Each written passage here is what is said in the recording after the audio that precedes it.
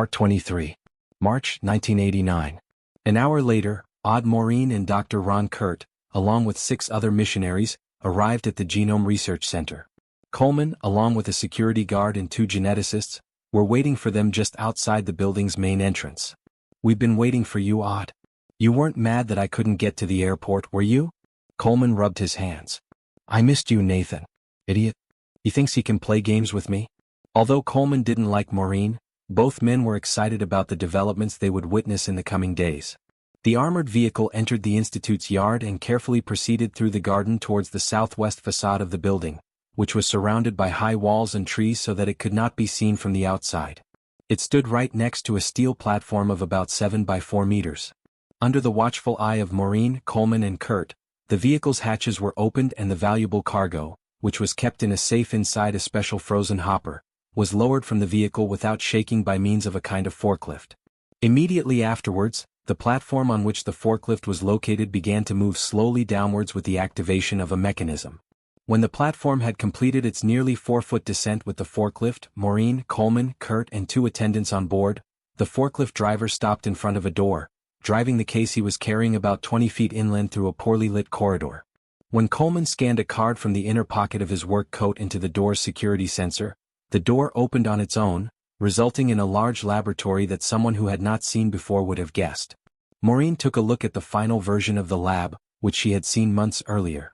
In accordance with the instructions, several closed rooms were added, the necessary changes were made to the ventilation system, and new ones were added to the existing generators. Other than that, nothing unusual stood out in the environment. Ovens, biological cabinets, spectrophotometers, filtration devices, orbital shakers, pH meters, manometers, beaker containers, many glass tubes, a few tabletop computers, etc., which should be present in every medical laboratory that has kept up with the age on the countertops arranged in an order. The forklift carried the case he was carrying as requested to one of the newly built rooms and left it on the specially prepared platform. Soon after, Coleman ordered all the staff, including Dr. Kurt, to pay tribute. "That's it for now, guys. We'll continue tomorrow. You can disperse." A minute later, as soon as Maureen and Coleman were sure they were alone in the lab, they entered the small room where the safe had been moved. Maureen, in her usual know-it-all manner, looked at Coleman and said, "Are you ready for what you're going to see?" Coleman felt a strange torsion in his stomach and a quickening of his breathing. "Yes, I think I'm ready. At least I hope so." Part 24. After taking a few small notes on the paper in front of him, Pavlov proceeded to examine the footage from one of the other cameras belonging to the emergency services.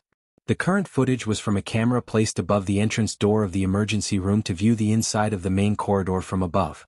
After waiting for a while, he saw a man lying on a stretcher being carried inside by 3 hospital employees in running steps. After moving a few meters inward, the stretcher turned right and left the field of vision. It should be Colonel Armstrong. Poor man. A few seconds later, 2 more people appeared in the empty hallway, red-haired driver and a security guard. In the footage, the 2 men were standing and talking for a minute or 2, then walking down the corridor and disappearing. Nothing remarkable in these images. Pavlov carefully re-watched the same recording from beginning to end in case something escaped his eyes. But everything seemed ordinary. Finally, he began to examine the images from the 3rd camera. This time, the camera was positioned to see the entrance to the emergency room from the outside. Sometime after I unfolded the image, a tall brunette man in his 40s came out. He took a deep breath and looked at his watch. He lit a cigarette and took a deep breath. "Were you?" He carefully looked at the road where ambulances and other vehicles had entered. He nervously smoked his cigarette without taking his eyes off the road and continued to look at the clock once in a while. Before he had a chance to finish his cigarette, his facial expression changed. He was about to throw the half-smoked cigarette on the floor when he threw it into the trash can at the last moment, as if remembering that he was in a medical institution. Immediately afterwards, his eyes fixed on one point. Then he unbuttoned the top button of his shirt and held the collar of both his shirt and his white apron at the same time with his hand, visibly opening the lower right part of his neck. "What is this guy doing?" Pavlov paused the image and rewound it for a few seconds. Slowing it down, it started playing again. Immediately afterwards, he came across a rather surprising sight. He froze the screen and enlarged it as needed. He tried to figure out what it was that he was seeing. In front of a triangle, the head and forelimbs resemble a bird of prey, and the body and tail of a strange animal figure resembling a lion or a wolf. He had no idea what that meant, but he was sure it was an important detail. He printed out the tattoo, then the image of the brunette man. Simon will be involved earlier than I had planned. Part 25. March 1989. That evening, Maureen opened the steel safe, about a cubic meter in size, which they had brought from England, by entering the necessary passwords. Coleman held his breath and watched. What he saw a few seconds later was a device that more or less matched 80s technology, resembling a sizable oven or, in a scientist's eyes, a biological storage cabinet or oven, yet Coleman had never seen exactly the same thing before. So far there wasn't much out of the ordinary. Except for one detail. The modern device before Coleman's eyes was produced about 70,000 years ago. Part 26. Selina Armstrong stopped by the bookstore periodically after her husband's death and followed the uncertain process of the future of Queen's bookstore with Colonel's death. David Brewster was also there most of the time. Around noon the day after her meeting with Major Pavlov, she went to the bookstore again. Brewster was there. He sat at one of the tables at the back of the large hall on the ground floor, sipping his coffee and rummaging through the book in front of him. On the other hand, two former employees of the ongoing business were dealing with a small number of customers. "Hi David, how are you?" "Welcome Selina," Brewster smiled. "If you don't mind, there's something special I want to talk to you about. Can we go to Colonel's room?" Brewster became curious. "Of course Selina, I'm coming right away." They went upstairs together. In fact, for both of them, it was psychologically difficult to get into this room after losing Colonel. For now, no one had touched Colonel's personal belongings. Me room stood as it had been Lee by Colonel 2 months earlier. "I'm not sure how to get into it, David. I mean, you and Colonel were very close. Do you think it could be some private information that Colonel hid from me while he was alive and gave you to pass on to me in the event of his death, or something like that?" Brewster looked surprised.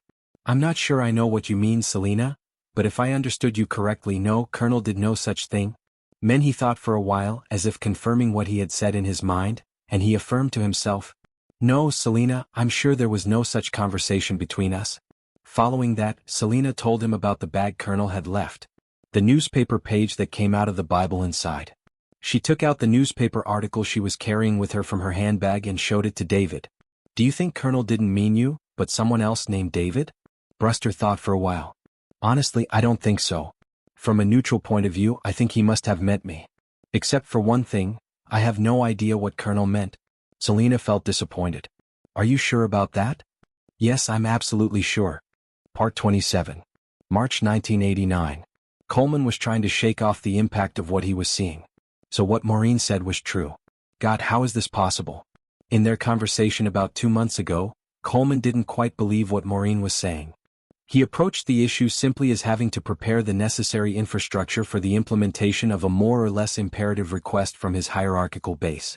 That night, Maureen's account came to life in her mind again, but this time the effect was something else. "Mankind has repeatedly come back from the brink of extinction," Coleman said. "Each time he made the same stupid mistakes, the same selfish ambitions. Science, technology, art, medicine, gigantic buildings, glamorous civilizations. Humanity was always sure that the civilization it had built was unshakable, but the result was always the same. The worlds that were built as a result of tens of thousands of years of accumulation disappeared in a matter of days or even hours. We were aware of the situation from the very beginning and realized that we had to take control immediately after the first extinction. Each time, we have recorded the true history of humanity using a language that only we can understand. Sometimes the destruction was caused by a nuclear war, sometimes by a natural disaster, sometimes by the economic and moral degeneration that emerged as a result of our meticulous work. When this happened, our safe havens were already in place, where we would carry all the savings of the past into the future. You would appreciate that just as we could not share all this with anyone, we could not leave people to their own devices and allow them to exercise their will. If it was inevitable that they would self-destruct, it would have to be the way we wanted it to be. However, sometimes an unexpected person came along and tried to share all this information with the peoples of the world. He tried to show them the truth and teach them to protect themselves. Luckily, such men were very few in number, so we were able to prevent them from making a lasting impact. Now we have the DNA of this kind of man. What I'm asking you to do is to prepare the lab properly." Maureen grabbed the wandering Coleman by the arm and shook him rudely. "Hey Nathan, are you okay?" "Yes, Odd. I am fine. But I have some concerns about what we plan to do. Maybe instead of cloning it, it would be better to start the work from other samples. You know that this technology gives a lot of bugs that we can't yet pinpoint the exact causes of, and it doesn't work at the same efficiency in all species. We have seen very dramatic results in almost all previous human subjects. Maybe it's too early for that yet? We don't have that much time, Coleman. I'm also aware of the risks. But we have a lot of material to do a lot of repetitions. If what makes you uneasy is the legal consequences of this, all of this never existed on paper, you know. All right, Odd. So we start tomorrow? Part 28. Washington, D.C., January 2022.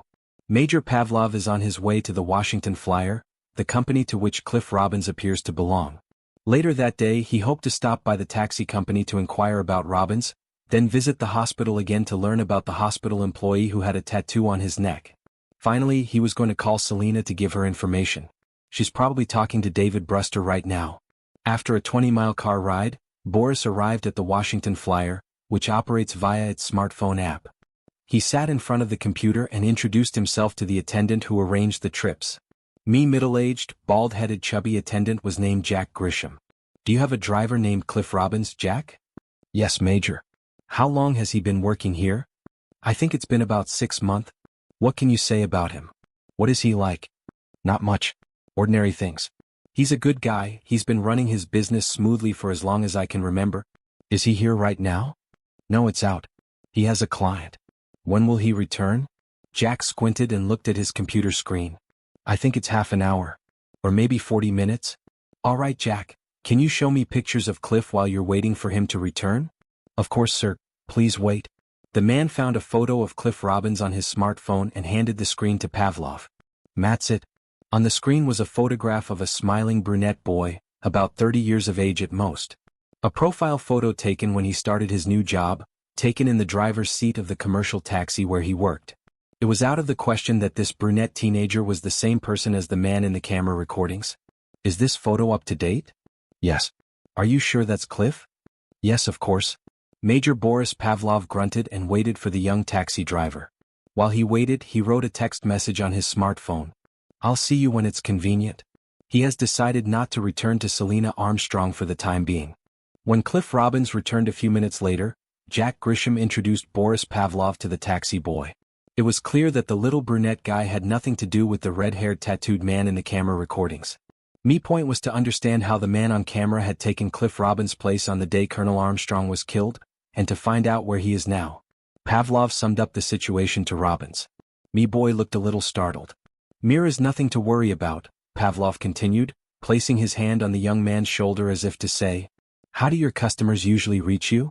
Robbins replied with a statement as if to say, what a ridiculous question that is. Some people call me directly from my cell phone, sometimes they call me here, Jack directs me. Pavlov thought for a few seconds and asked, have you had any problems or unexpected situations with your mobile phone lately? No, I don't think so, but... One evening some time ago, we went to the bar to have a beer and watch a game, as we usually do once a week with our boys. Yes. I came home late that night. I think I missed the drink a little too much. When I woke up in the morning, I realized I didn't have my phone with me. Pavlov thought that this is what he was going through. What did you do next? I came here, I called our old Jimmy on Jack's phone. Jimmy has been working at the bar for years, and I asked if he had seen my phone. He hadn't seen it. I asked him to take a look around, he threw it away, he couldn't find it. When I didn't hear from the other kids, I decided to buy a new phone a few days later.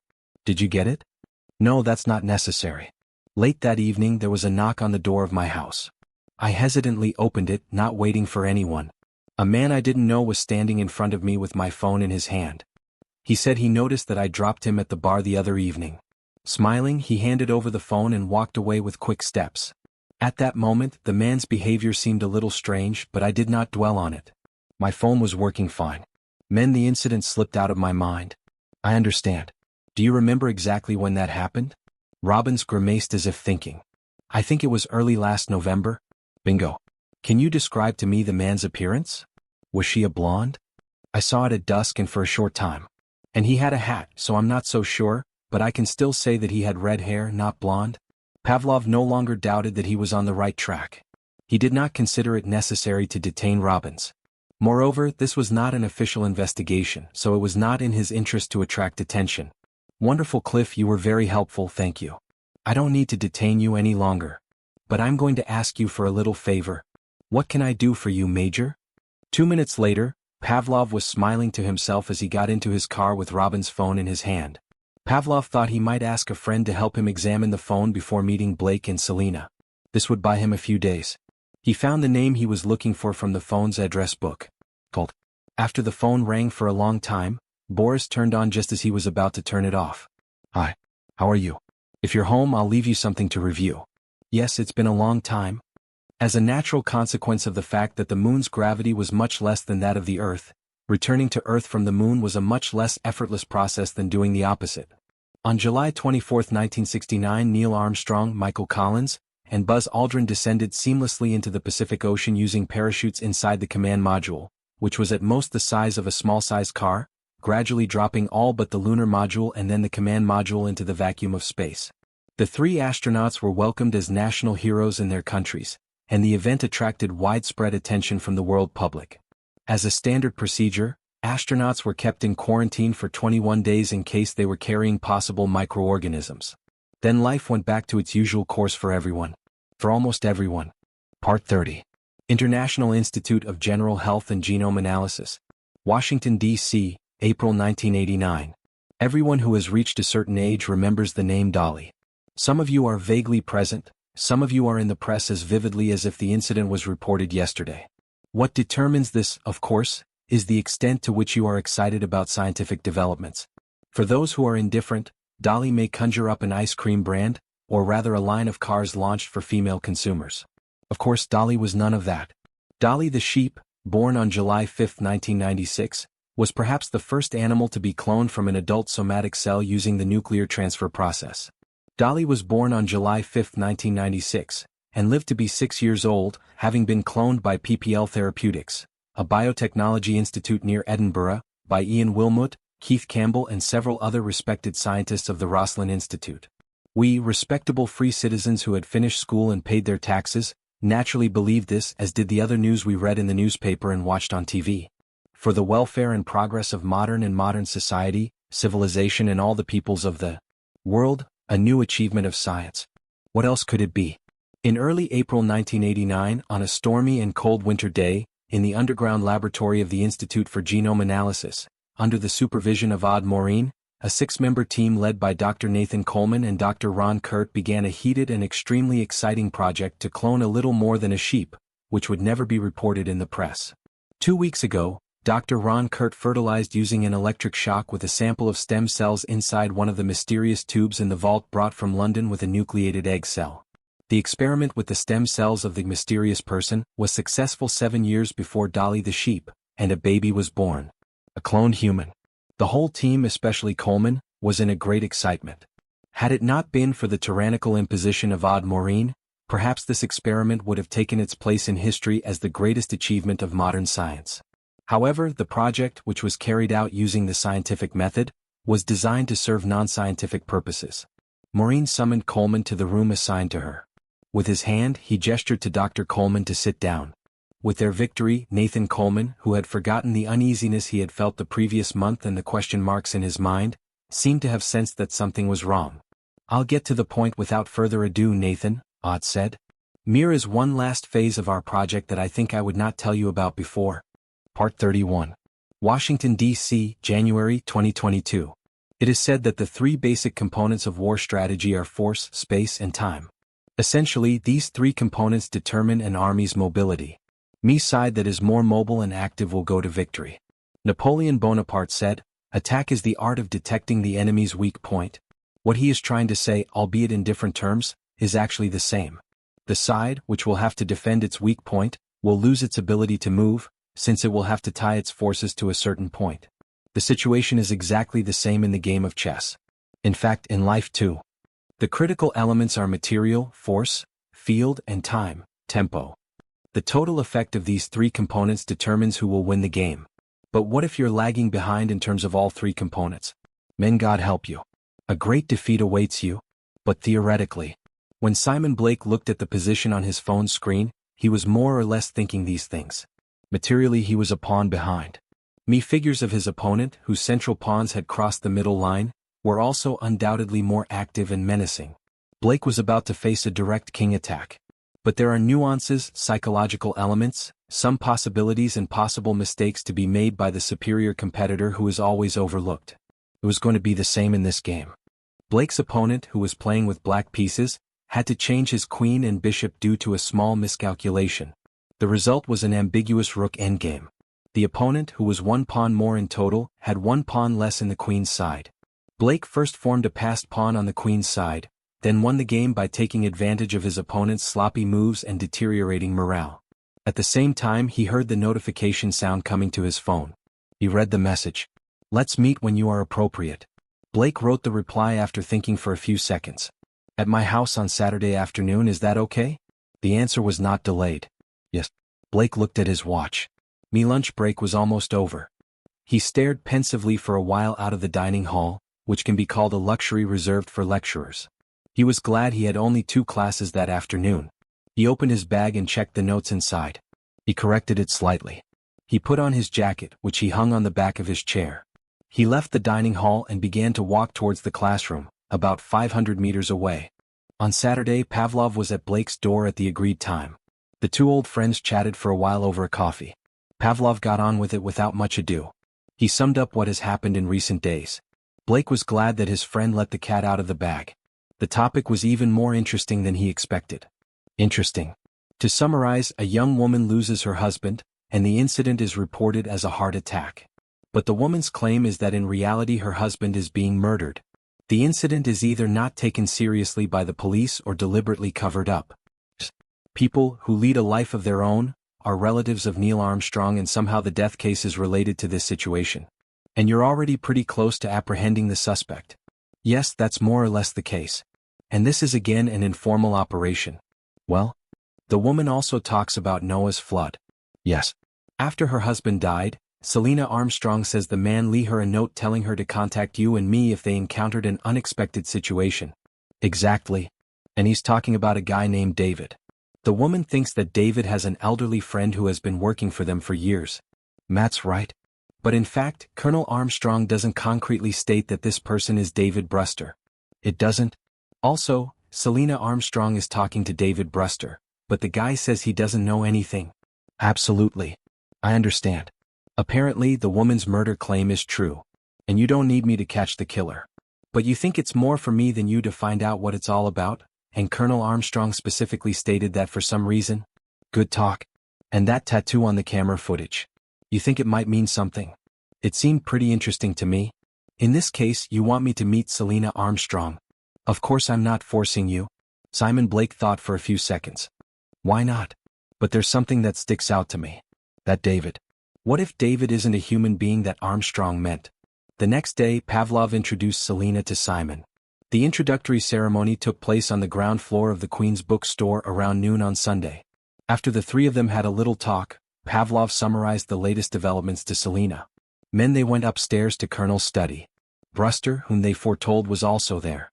This time Selena introduced David to Simon and Boris. The first thing that caught Simon Blake's attention in the setting was the decoration of Colonel Armstrong's room. An unpretentious table that should be present in a normal office, a swivel chair, 2 more chairs placed in the front of the table to accommodate the guests who arrive, a medium-quality computer on a desk. On the side is a large cabinet and bookcase fixed to the wall. Coffee machine right next door. Clothes rack. So far so good. But other than that, the room was like a museum or an art gallery.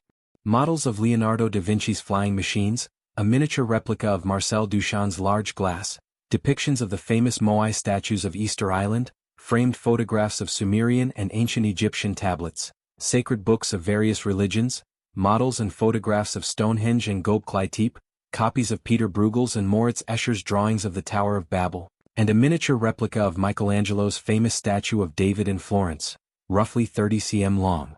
David? Asked David. Simon, are you okay? Blake recovered.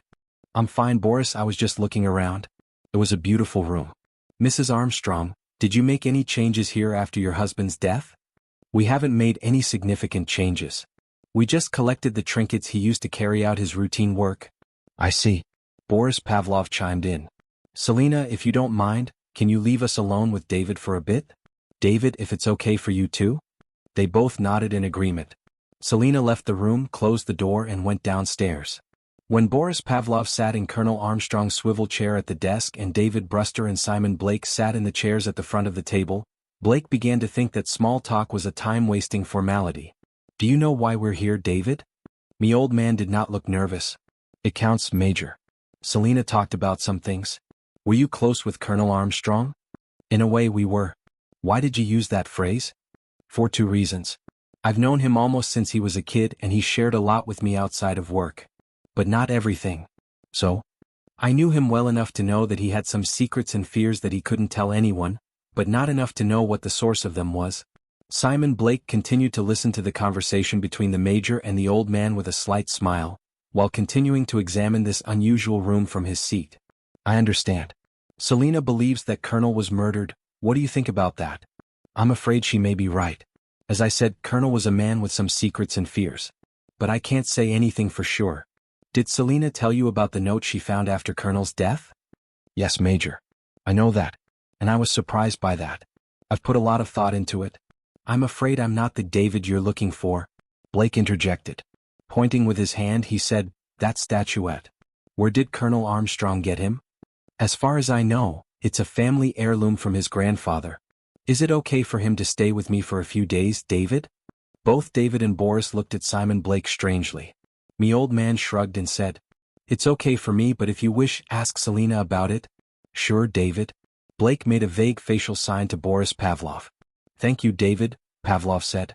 "I don't think we need to hold you any longer." Smiling, he held out his hand and shook hands with the old man.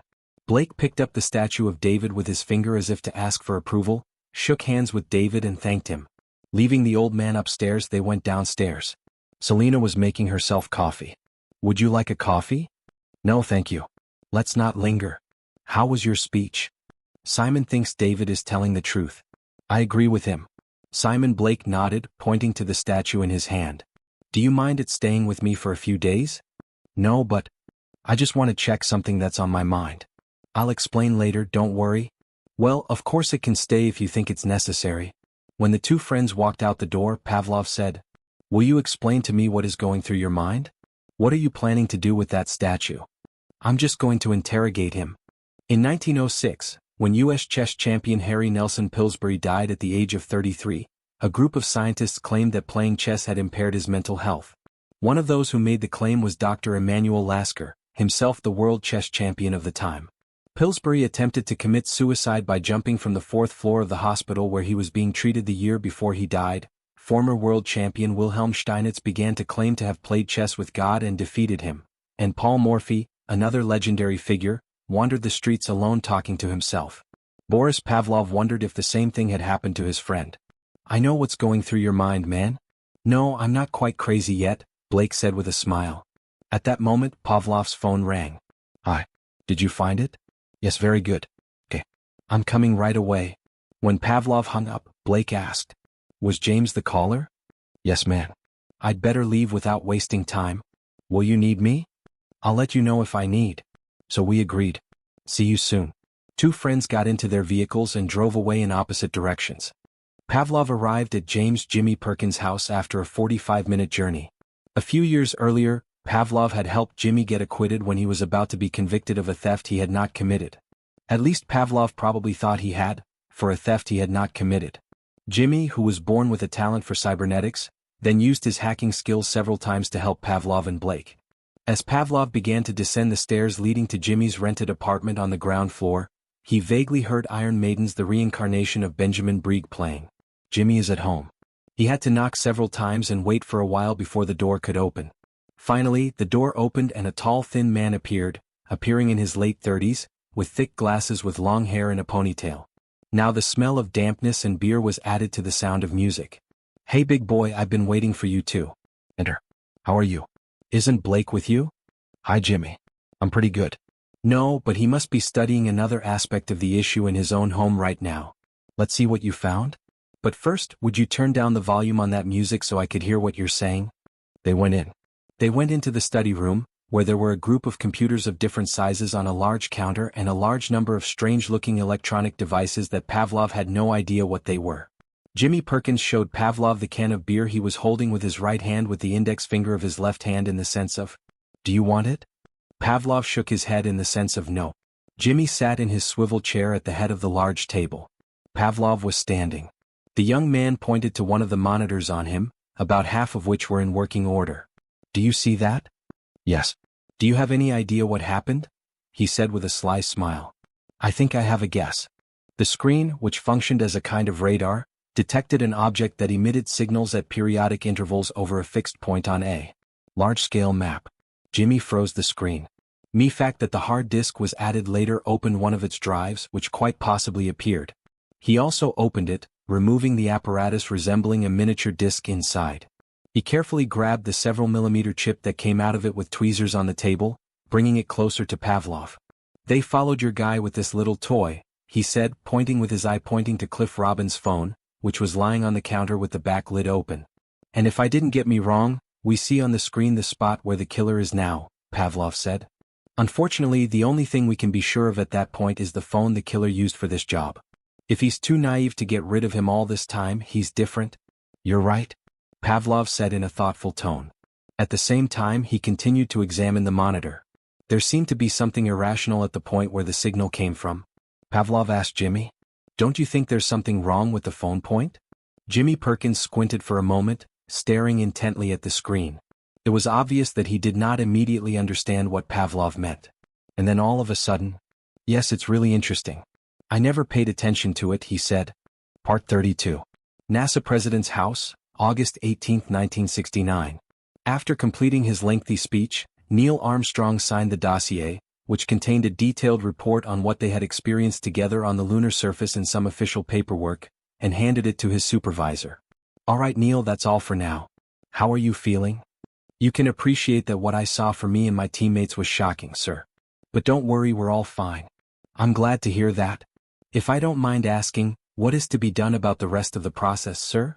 The rest is more of a concern for politicians and scientists on the subject, Neil. I'm not authorized to give you too many details, but I can say this much. The samples you bring in from the lunar surface will be subjected to certain scientific processes. Unfortunately, it is not possible to do this immediately because we do not have the necessary technological infrastructure for now. Hopefully we will soon.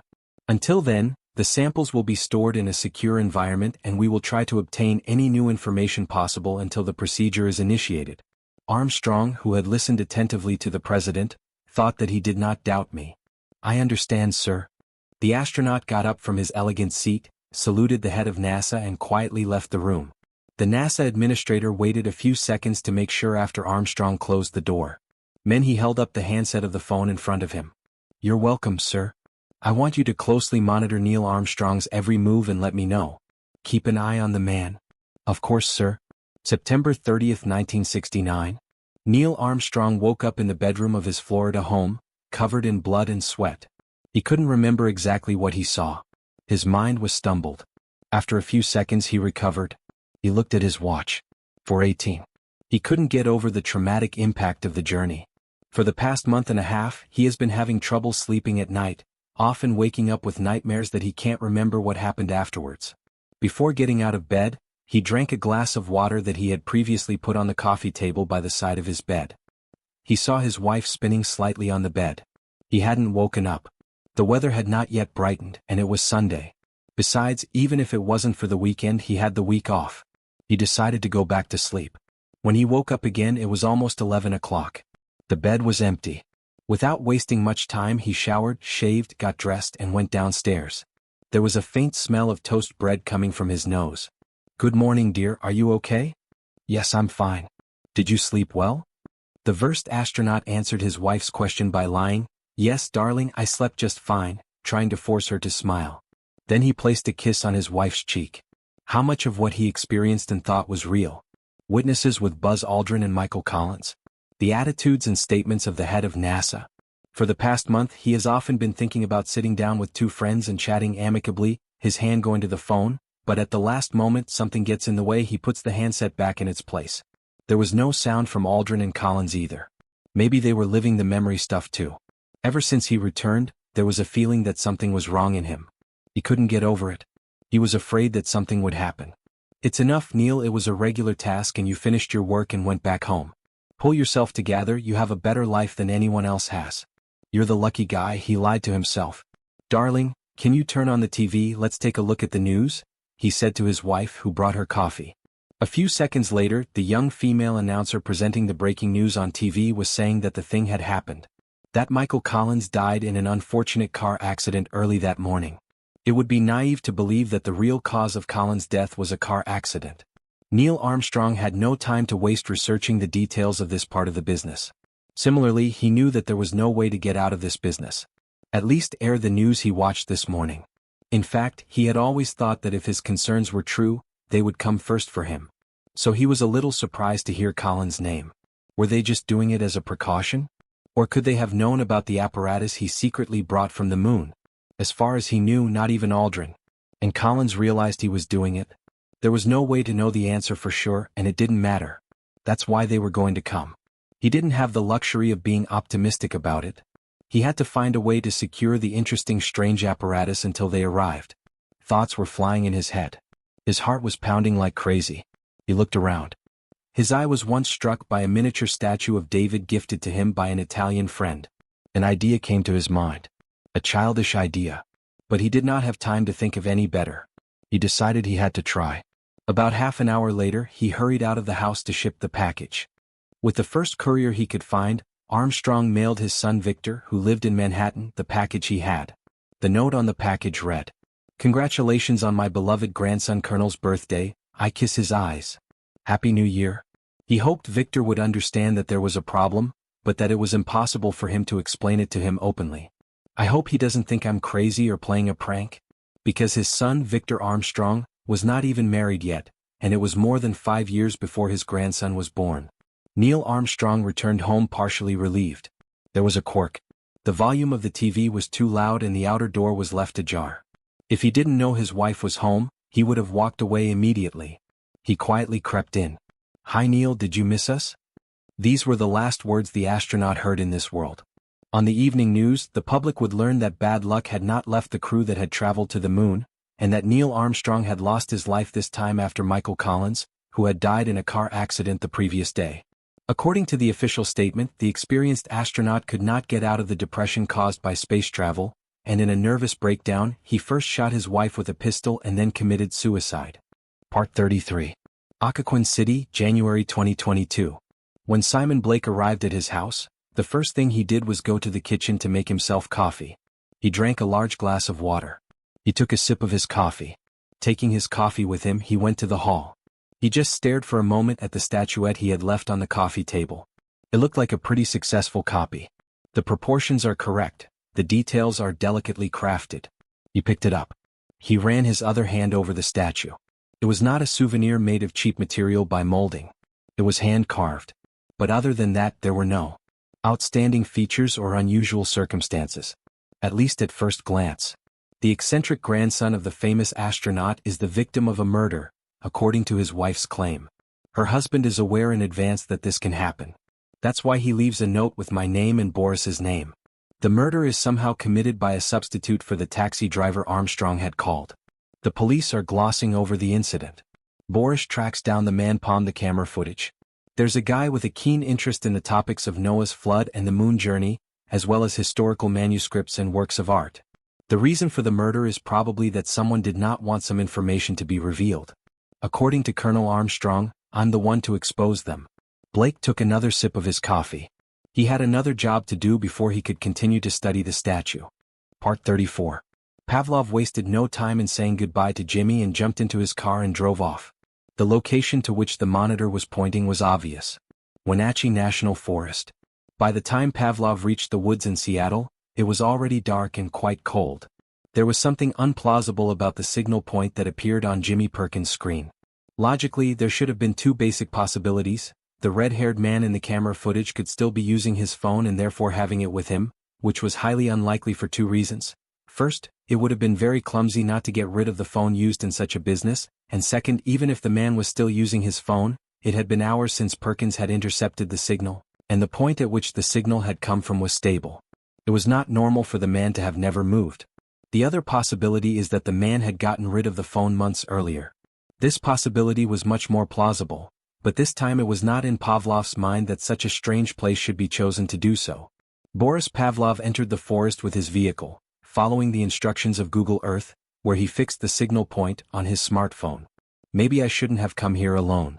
When he first entered the forest, the path wide enough for a vehicle to travel disappeared after a few kilometers, and a few people who had gone out for a walk or run were replaced by complete desolation. Pavlov got out of his car with his phone in his hand. His smartphone was ordering him to move another 500 meters. He reached outside in the back seat of his vehicle and took his coat. He hurriedly wore it. He raised his collars. He took his pistol out of its holster, took it in his right hand, and tucked it into the pocket of his coat. He began to walk quietly and carefully. He shuddered slightly. It was really cold. The moderate wind caused the dense alicam trees to whistle. There was no indication that anyone but Pavlov lived on Earth, or someone who will save their life if necessary. Then suddenly Boris Pavlov felt someone's, or something's, breath on his neck. He hadn't heard anyone approaching. Reflexively, he pulled out his pistol and threw himself backwards, turning around as fast as he could. Simon Blake inserted into his computer the USB stick that Pavlov had given him. The camera footage of the red-haired man saved. Once he watched the footage intently from beginning to end. Then he took it to the head and watched it again. He took another sip of his coffee, which was beginning to cool. This time he froze the frame in which the man's tattoo was seen. He zoomed in. His eyes fixed on the screen as if he had been in a trance for a while. The resolution of the camera recordings was low and the images were black and white. Still, some pretty vivid connections were beginning to form in Blake's mind. He got up from the screen and picked up a book from his library. He found a small notepad and took out a ballpoint pen from his jacket pocket. He found the page he was looking for in the book, quickly wrote something in his notebook and drew some shapes. Then, smiling slightly, he turned to the miniature statue of David. "We're alone with you now." Part 36. Wenatchee National Forest, January 2022. Boris Pavlov took a deep breath and got up from the ground. He put his Beretta 96D pistol in his pocket. He smiled at the deer that was standing in front of him about 5 feet and staring at him. "Go on." He kept walking. Having made it this far, he couldn't go back without checking. But he was almost certain that they had somehow made a technical mistake and would come home empty-handed. There was nothing man-made around. A few minutes later he was exactly at the point where the signal had spread. There is nothing but trees. Using the light of his cell phone, he carefully searched the ground of moist soil, shrubs, tree roots and wildflowers. He continued this by passing over the same places several times and occasionally bending over and probing with his hand. There are no traces. But continue a little more. "I can't go back yet." Something vaguely caught Pavlov's attention. In an area of roughly 1 square meter starting at a distance of half a meter from the root of a large pine, the earthen floor was almost completely bare and as if it were not as hard as it should have been. Pavlov paused and gasped. For a few seconds, he stared at this spot as if he wasn't sure what to do. He didn't have a shovel or similar tool with him that he could use to dig in the ground. Who knows? Saying to himself, he bowed to the ground. Using one hand as support, he began to dig into the soil with the other. After continuing in this way for more than 15 minutes, he began to dig in the ground with both hands. It went on like this for a while. As he was about to give up, he felt something strange touch his hand. As a first reaction, he was startled and withdrawn, unable to understand what it was that he could not see properly. Then he approached more cautiously, focusing on that point. Whatever this thing was, it was obvious that it wasn't a cell phone or any other technical device. In order not to damage the object, he carefully cleaned the soil around him and tried to make it visible enough for him to understand what was happening. It didn't take long for him to realize what the mysterious object was.